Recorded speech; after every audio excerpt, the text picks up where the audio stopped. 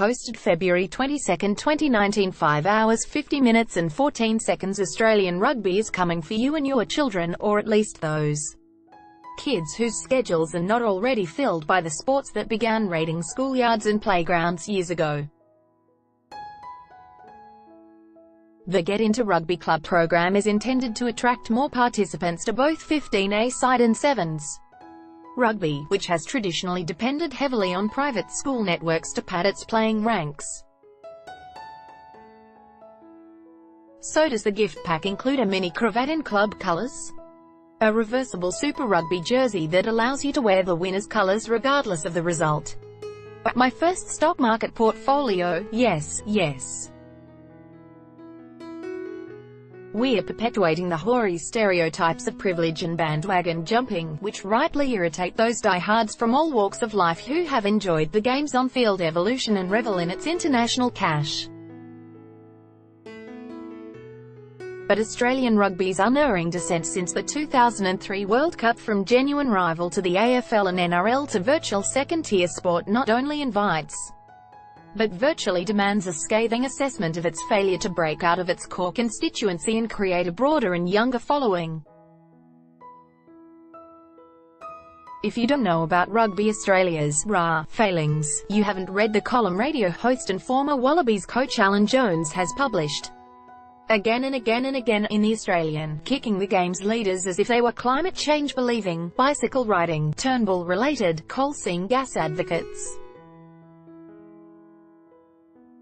But if Jones's attacks on RA headquarters can border on the hysterical, the belated attempt to win the hearts and minds of potential players exposes the opportunities lost by the sport's successive administrations as much as it highlights the efforts to catch up.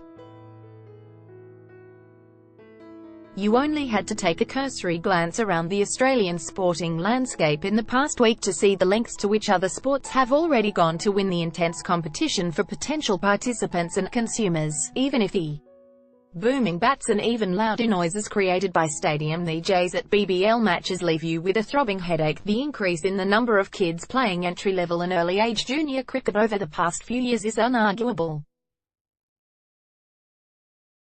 The AFL has taken the idea of promotion over content to another level with Friday night's AFLX, a concept that depends almost entirely on gimmicks and activations, to create the perception a glorified training drill is a real sport. Such is AFLX's desperation to be down with the kids. It has seen the BBL's coin flip replacing bat flip and raised it a rock paper scissors contest. But while we press box curmudgeons frown at this festival of frippery, there will be plenty of boys and girls emulating the feats of the AFLX superheroes at oversubscribed AFL or skit clinics this season.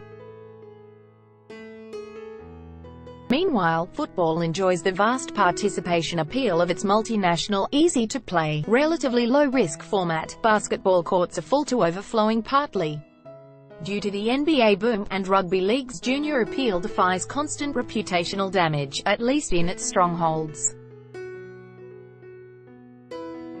Rugby has competed strongly in female participation through the Olympic champion Rugby Sevens team, although this hasn't changed the perception the game is both late to the kids' party and hamstrung by historical failings. Most obviously there is the lucrative pay-per-view TV deal that funded Super Rugby but simultaneously retarded growth in Australia, where lack of free-to-air exposure left it as merely a niche competition compared with the vast number of TV eyeballs trained to its major rivals. Australian rugby struggling for visibility for all the noise it made. The start of the Super Rugby season might have been played in a forest, at least outside its core constituency, or in markets such as Perth, which Ra came, saw, nearly conquered and then abandoned. This leaves an even greater dependence on the fortunes of the Wallabies to create visibility, a cumbersome burden for a team that has not won the World Cup since 1999 or a Bledisloe Cup Series. Since 2002, without Team Success, rugby has consequently had an increasingly greater promotional dependence on individual stars, be they homegrown, semi-imported or, like the current poster boy Israel Folau, pinched from rugby league.